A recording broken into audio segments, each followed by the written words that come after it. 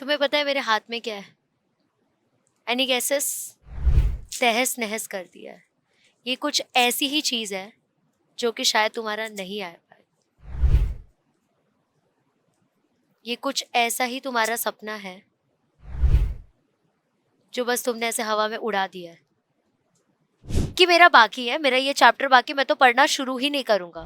Bio तो easy होता है, नवंबर खत्म है भाई, कर लिया ना बैकलॉग। इस पोजीशन से इस पोजीशन में आओगे, लाइव अटेंड किया होगा ना, उसको पता होगा पे कितने बच्चों को पता है कि उनका बैकलॉग है, क्या है, कैसा है। अभी के अभी मुझे बता।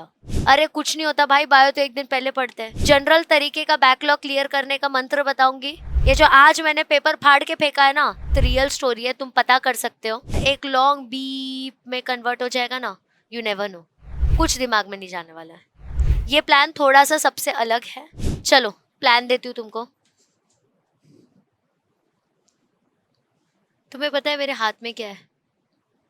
Any gases?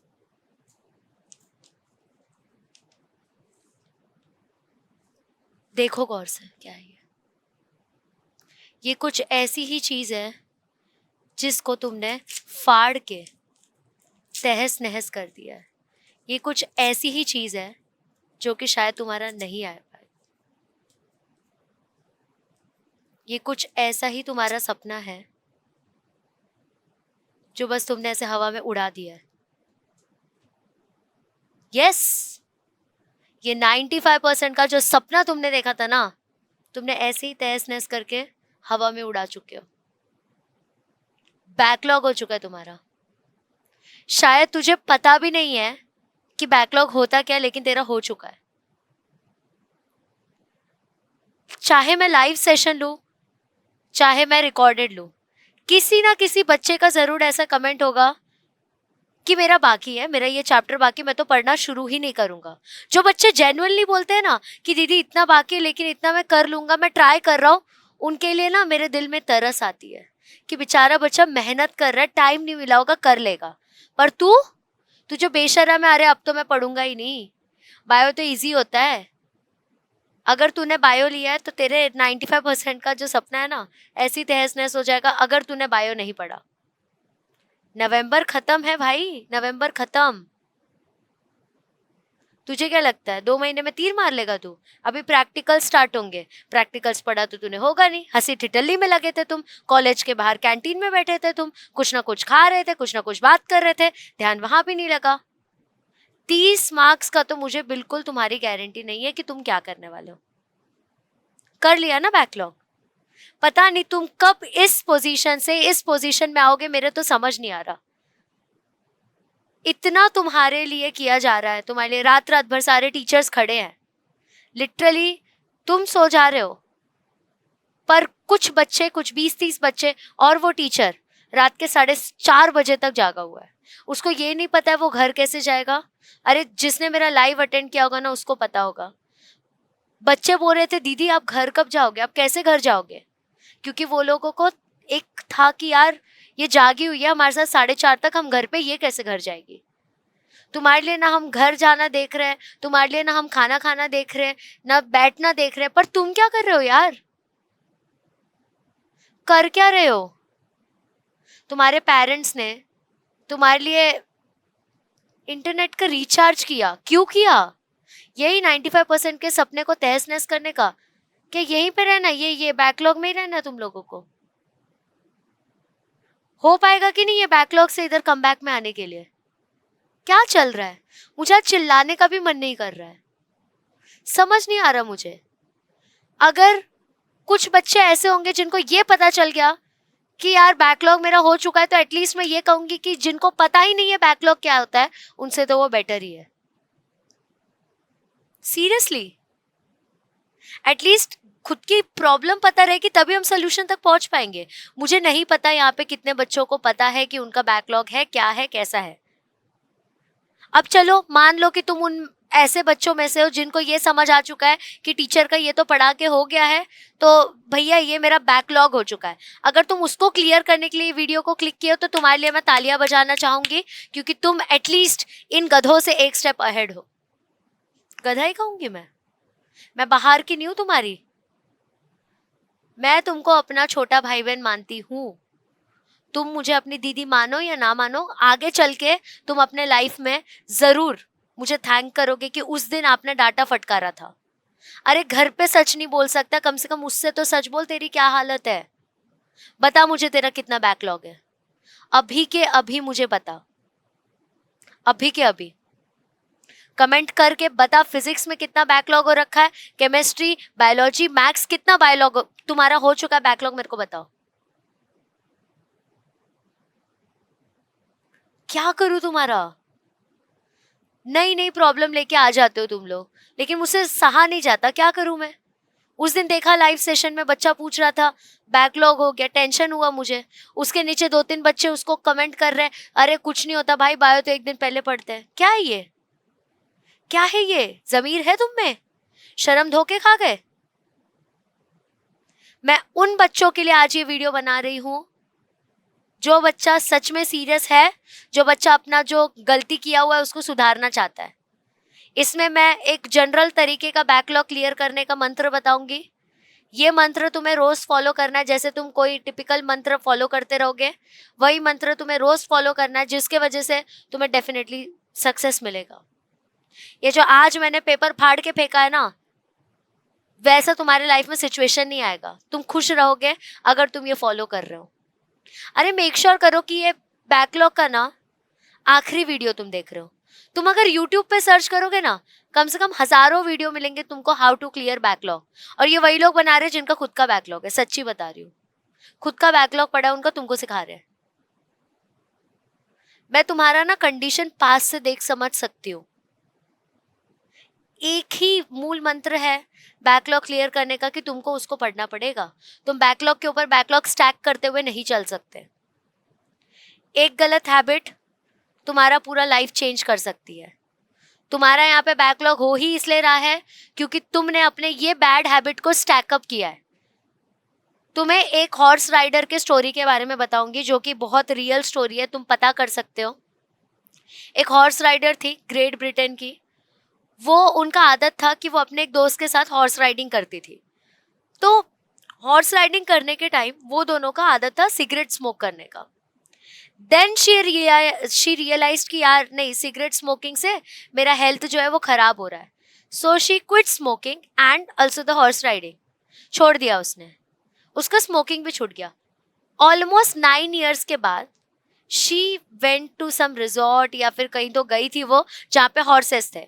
तो शी थॉट कि चलो यार आज हम लोग हॉर्स राइडिंग करेंगे। उसको मजा आने लगा। बट जब वो हॉर्स राइडिंग कर रही थी ना, उस टाइम उसको फील हुआ कि मुझे स्मोक करना है। ये परफेक्ट एनालॉजी बैठती है तुम्हारे कंडीशन में। तुम्हें पता है, तुम हो सीरियस, तुम अच्छे बच्चे हो यार, तुम अच्छे बच्चे हो, तुम चाहते हो कि तुम तुम्हारा बैकलॉग क्लियर करो, पर वहीं तुम्हारा फोन का नोटिफिकेशन चालू रहता है, टिट आवाज आता है एंड यू आर डिस्ट्रॉयड। फिर तुम सोचते हो कि फोन को मैं साइड रख देता हूँ, फिर तुम बंद करते हो, और जैसे तुम नेट ऑन करते हो ब्रेक के टाइम पे, टेट कब तुम्हारा ये टेट एक लॉन्ग बीप में कन्वर्ट हो जाएगा ना, यू नेवर नो। कितने ज्यादा तुमको मैं इस बारे में एग्जाम्पल दूं ना, उसका कोई खबर नहीं है। तुम्हें अपने अंदर, तुम जो चाहते हो ना मेरा बैकलॉग क्लियर हो, ये एक बहुत बड़ा गोल हो गया, बहुत बड़ा एम्बिशन हो गया। इसके लिए ना तुम्हें तुम्हारा छोटे छोटे हैबिट्स को सुधारना पड़ेगा, तुम्हारे फंडामेंटल हैबिट्स में चेंज लाना पड़ेगा, तभी तुम ये कर पाओगे। नहीं तो it is not possible, possible है ही नहीं। अब अगर तुम ये चाहोगे कि मैं मेरा बैकलॉग क्लियर कर लूं, सच बताती हूँ नहीं कर पाओगे क्लियर। पर अगर तुमने खुद को किसी की तरह इमेजिन किया कि ये पर्टिकुलर बंदा है, इसका अब तक सारा पढ़ के हो चुका और ये रिवीजन कर रहा है, एक बंदे की आइडेंटिटी को अगर तुम रेप्लिकेट करने की कोशिश करते हो ना, तो तुम फाइंड कर पाते हो कि एग्जैक्टली वो कौन से हैबिट्स फॉलो करता है। वही हैबिट्स अगर तुमने रेप्लिकेट किया अपने मॉडिफिकेशन के हिसाब से, तो तुम्हें डेफिनेटली दिखेगा चेंजेस, डेफिनेटली।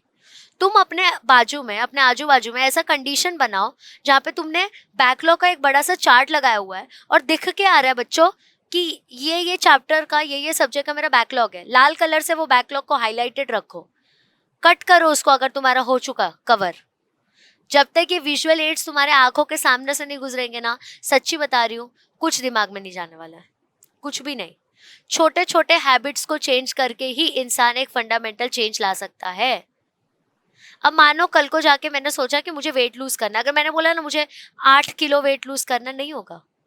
पर मैंने ये सोचा ना मुझे हर दिन हेल्दी खाना ही है, मुझे हर दिन वर्कआउट करना ही है, तो it will eventually lead to losing 8 kgs, extra pounds मेरे लूज हो जाएंगे। तो अगर तुम ये सोचो कि मुझे इतने चैप्टर का बैकलॉग तो कवर करना ही है, नहीं हो पाएगा। तुम्हें तुम्हारे हैबिट्स में चेंज लाना पड़ेगा। तुम जितना घंटा अपने पढ़ाई में दे रहे हो, उतना ही घंटा तुमको बढ़ाना पड़ेगा, पर्टिकुलर स्लॉट देना पड़ेगा बैकलॉग के लिए। बहुत ज्यादा सुपरफिशियल बातें लग रही होंगी, तो तुमको पता है कि तुम्हारी दीदी जो है सुपरफिशियल बातें नहीं करती। प्रॉपर मैंने बैकलॉग का प्लान लाया है कि एग्जैक्टली कैसे करना है। ये कोई ऐसा स्ट्रैटेजी वीडियो नहीं है जो तुम यूजुअली यूट्यूब पे देखते हो, जिनको कोई टीचिंग एक्सपीरियंस नहीं और वो लोग डालते, बिल्कुल नहीं। हवाबाजी वाली बातें नहीं चल रही है यहाँ पे। एक्चुअली जो इम्प्लाई कराया गया है लोगों से, बच्चों से, और रिजल्ट देखा गया है, वो वाला प्लान लाई हूँ तुम्हारे पास। ये प्लान थोड़ा सा सबसे अलग है। अब तुम मुझसे वादा करो कि दीदी अब तो बैकलॉग क्लियर करेंगे, साथ ही साथ मुझे ये बताना है कि बैकलॉग क्लियर हुआ क्या तुम्हारा। वो जो तुमने कमेंट किया है स्टार्टिंग में कि इस चैप्टर, इस सब्जेक्ट का इतना मेरा बैकलॉग है, उसके अंदर एडिट करके तुमको मुझे बताना पड़ेगा कि दीदी इतना बैकलॉग था और आज इतने दिन के बाद मेरा इतना बैकलॉग क्लियर हो गया है। तब मैं मानूंगी कि मेरा यहाँ पे रहना, मेरा यहाँ पे तुमसे बात करना कुछ वैलिड रहा। नहीं तो मैं ऑफलाइन में ही ठीक थी। ऑफलाइन में वही 100-150 बच्चों को पढ़ाती थी, वो लोग सब मेरी बात सुनते थे, सबका रिजल्ट अच्छा आता था। यहाँ पे मैंने सोचा भाई 70,000 80,000 के बच्चों को पढ़ाऊंगी मैं, तो ज़्यादा बच्चों को मैं समझा पाऊंगी कि क्या गलतियां नहीं करनी है। जो मुझसे गलती हुई वो मैं तुम्हें नहीं करने दूंगी। कुछ करो, ऐसा एहसास दिलाओ मुझे कि हाँ तुम मेरी बात सुनते हो। चलो प्लान देती हूँ तुमको, एग्जैक्टली क्या करना बताती हूँ। सबसे पहले जानेंगे कि एग्जैक्टली बैकलॉग क्या है। तो तुम्हें पहले पता करना है कि तुम्हारे टीचर ने क्या क्या चैप्टर्स पढ़ा दिए, ठीक है। तो यहाँ पे तुम्हें पता करना है total number of chapters, total number of chapters done. जो टोटल नंबर ऑफ चैप्टर्स हो चुके हैं तुम्हारे टीचर के द्वारा, तुम्हें ये पता करना है पहले कितने तुम्हारे टीचर ने चैप्टर्स खत्म कर दिया है। और जैसे तुम्हें ये समझ गया कि तुम्हारे टीचर ने कितने चैप्टर्स खत्म कर दिया है, तुम्हारा नेक्स्ट स्टेप होगा to find out how much you have not completed.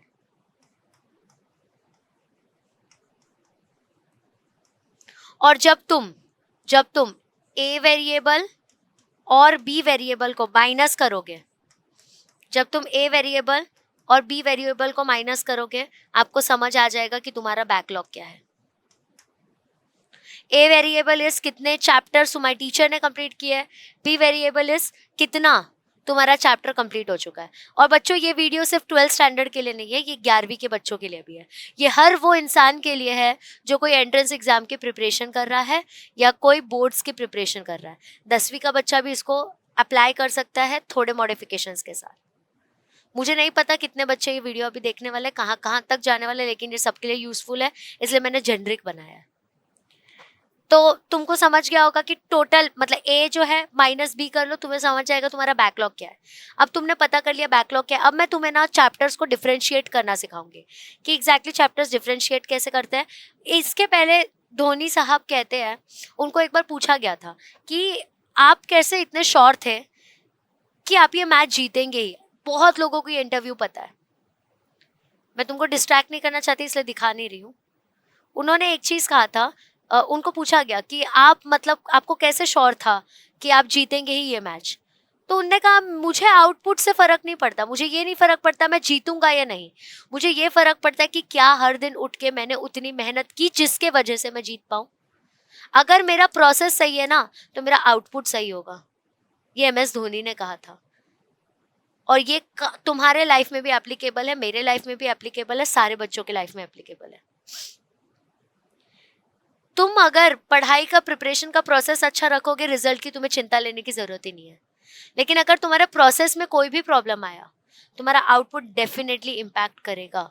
इसलिए प्रोसेस जो है ना वो बहुत इंपॉर्टेंट होता है तुम्हारे आउटपुट से। रिजल्ट की चिंता करनी नहीं है। कृष्ण जी ने भी कहा था, अर्जुन, कर्म की चिंता करो, फल अपने आप आएगा। कर्म कर लड़के, कर्म कर, फल की चिंता तू मत कर, तू कर्म कर, तू अपना बैकलॉग क्लियर कर, अपना पोर्शन कंप्लीट कर, रिवीजन कर, तुझे जरूर फल मिलेगा। सबको दिखा देगा तू कि तू क्या है। ठीक है, आगे बताती हूँ तुमको कि मैंने तुम्हारा जो बैकलॉग विनाशक मंत्र है वो बनाया है। ये मंत्र का जाप तुम्हें हर दिन करना है। पहला तुम्हें पोर्शन को डिफरेंशिएट करना है। पोर्शन डिफरेंशिएट मतलब तुम्हें चैप्टर्स को 3 भाग में बांटना है। एक जो तुम्हें बहुत इंटरेस्टिंग लगता है, तुम्हें बहुत पसंद है ये चैप्टर्स, इंटरेस्ट वाले चैप्टर्स, उनको अलग कर दो, वो होगा तुम्हारा पार्ट ए। फिर पार्ट बी में बहुत ईजी बट बोरिंग चैप्टर्स है। चैप्टर बहुत ईजी है, बहुत ईजी, बट तुम्हें बोर हो रहा है वो करने को। जैसे तुम्हारे ईवीएस के चैप्टर्स हो गए, उसमें वैसे ही होता है, ईजी बहुत है लेकिन करने को बोर होता है, क्या वही वही इन्वायरमेंट पढ़ो। फिर पार्ट सी हो गया बहुत टफ चैप्टर, यानी कि जैसे तुम्हारा रेस्पिरेशन एंड सर्कुलेशन हो गया, कंट्रोल एंड कोऑर्डिनेशन हो गया, ये सब काफी ज्यादा टफ चैप्टर्स में आते हैं। ठीक है, तो अब हमको ना जाना भी पता है कौन से ऑर्डर में है, तो हमें जाना भी असेंडिंग ऑर्डर में ही है, ऊपर से नीचे ही हमें बैकलॉग का प्रिपरेशन करना है। यूजुअली तुम हर जगह देखोगे बोलते कि सबसे टफेस्ट चैप्टर पहले कर लो, गलती, सबसे बड़ी गलती है सबसे पहला टफेस्ट चैप्टर करना।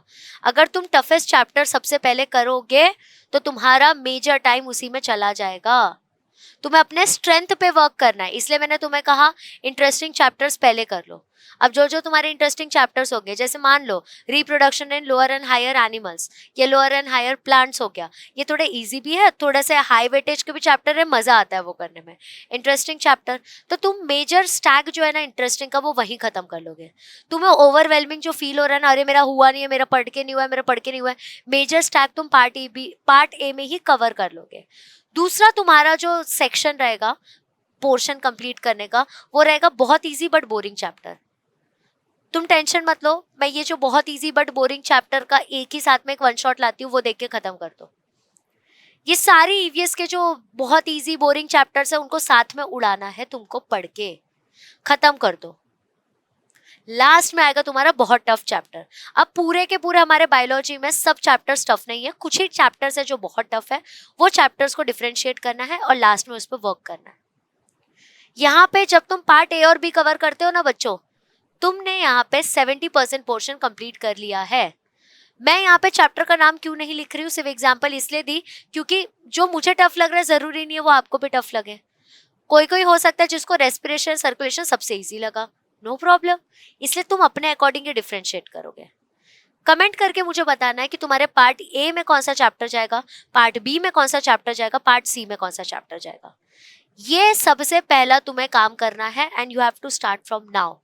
अगर तुमने आज से ही बैकलॉग को डिफरेंशिएट नहीं किया, तुम्हें डायरेक्शन नहीं मिलेगा कि कौन से रास्ते जाना है, सिर्फ हवाबाजी करोगे तुम। मैं तुम्हें पहले कहा, I am not here to motivate you, I am here to take you on track. चाहे वो लात से हो, घूसे से हो, दांत से हो, फरकार से हो, मेरे को नहीं फर्क पड़ता, तुम सही जगह आने चाहिए। तो सबसे पहले तुमने डिफरेंशिएट करना है ये तीनों पार्ट में। पहले बहुत इंटरेस्टिंग चैप्टर को अलग कर दो, सबसे पहले यही खत्म करेंगे, फिर बहुत इजी चैप्टर, फिर बहुत टफ चैप्टर को हम लास्ट में कवर करेंगे।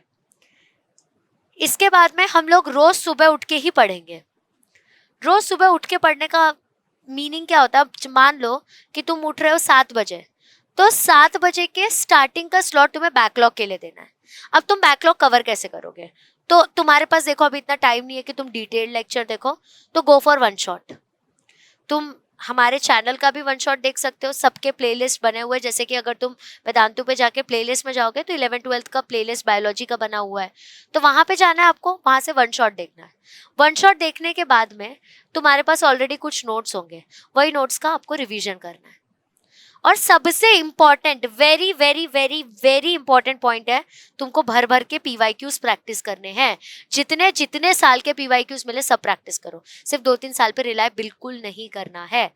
इसके लिए भी मैंने सोल्यूशन लाया है। मैं 15 साल के पीवाईक्यूज तुमको डाल के दूंगी वीडियो में विथ सोल्यूशन विथ एक्सप्लेनेशन, वो देख लेना, ठीक है। तो तुमने क्या किया, पहले 3 भागों में डिवाइड कर लिया अपने सारे पोर्शन को, फिर तुमको 3 पार्ट्स में डिवाइड करना है कि तुम उस पर्टिकुलर चैप्टर को पढ़ोगे कैसे, चाहे वो टफ हो, चाहे वो इजी हो, चाहे वो इंटरेस्टिंग हो। तो वन शॉट देखना है, रिवाइज करना और PYQs प्रैक्टिस करना है। जब हम PYQ प्रैक्टिस करते हैं तो हमारा जो दिमाग है ना वो मॉक इन्वायरमेंट में जाता है, उसको समझ आता है कि अच्छा इस तरीके से एग्जाम में आ सकता है, नहीं तो तुम एग्जामिनर का लैंग्वेज ही नहीं समझ पाओगे। जब हम पढ़ाई करते हैं या हम कोई इन्फॉर्मेशन गैदर करते हैं तो हमारे दिमाग में जो न्यूरॉन्स है ना वो एक कनेक्शन बनाते हैं, तो वो कनेक्शन को ज्यादा रीप करने के लिए तुम्हें PYQs प्रैक्टिस करना पड़ेगा। तो जब तुम PYQs प्रैक्टिस करोगे, वो भी जैसे मैं ला रही हूँ 15 साल के PYQs, तो तुम्हें समझ जाएगा कि 15 साल तक कितने ज्यादा कॉमन टाइप के क्वेश्चन आ रहे हैं, तुम खुद बता पाओगे कौन सा इंपॉर्टेंट टॉपिक है। तो ये सबसे ज्यादा इंपॉर्टेंट पॉइंट हो गया। दूसरी बात तुमने ये करना है कि तुम्हें हर दिन पढ़ना है। ऐसा नहीं कि संडे का दिन होगा, छुट्टी का दिन होगा, सिर्फ मैं उसी दिन पढ़ूंगा, ये गलती बिल्कुल नहीं करनी। अब मान लो अगर तुमने सोचा कि मैं सिर्फ संडे के दिन पढ़ूंगा और नेक्स्ट संडे तुम बीमार हो गए, तुम्हें बाहर जाना पड़ा, घर में कुछ हो गया, तो तुम समझ रहे हो तुम्हारे पास 2 हफ्ते का और बैकलॉग आ जाएगा।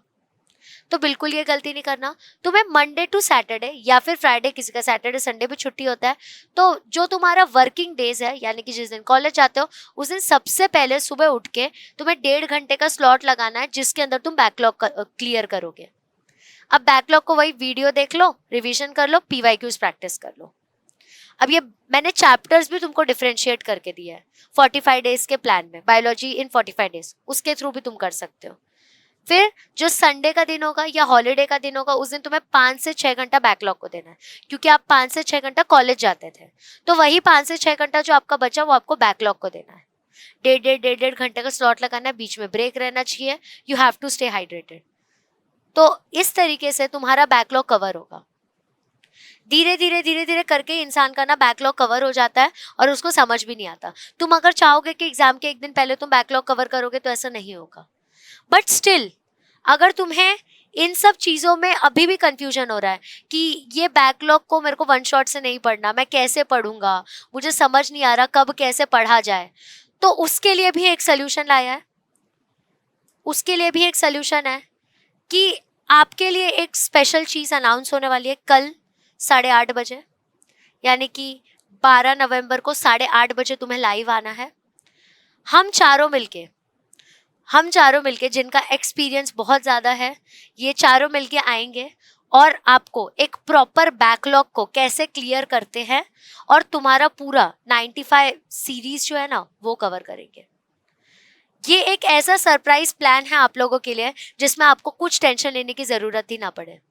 बैकलॉग कैसे क्लियर करते हैं, किस तरीके से मैं पढूं, वो सुबह उठ के मुझसे वन शॉट नहीं पढ़ा जा रहा, मुझे कोई टीचर चाहिए मेरे सामने, ये सारी चीज़ें हेल्प करने के लिए, क्लियर करने के लिए आपको 12 नवंबर को शार्प 8:30 बजे आना है।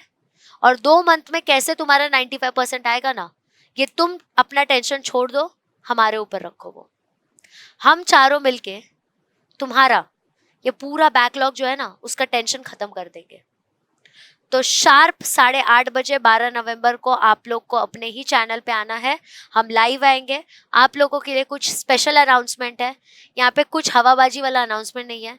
यही जो मैंने बैकलॉग का प्लान बताया उसी का एप्लीकेशन जो होगा उस दिन रहेगा और आपको पूरा 2 मंथ का ऐसा प्लानर दिया जाएगा, यहाँ से लेके बोर्ड तक हम आपके साथ रहेंगे। बस इतना मैं हिंट दे सकती हूँ। तो चलो यार, तुम पे विश्वास करती हूँ मैं कि अब तो तुम करोगे। तो मुझे बता दो तुम्हारा क्या क्या बैकलॉग है और मेक श्योर कि कल 12 नवंबर को 8:30 बजे तुम आ जाओ। बहुत ज़्यादा एक्सपेक्टेशंस रखे तुमसे, डुबाना नहीं उसको, पढ़ना शुरू कर। ठीक है, मिलते हैं 8:30 बजे 12 नवंबर को, लाइव आऊंगी मैं। बाय।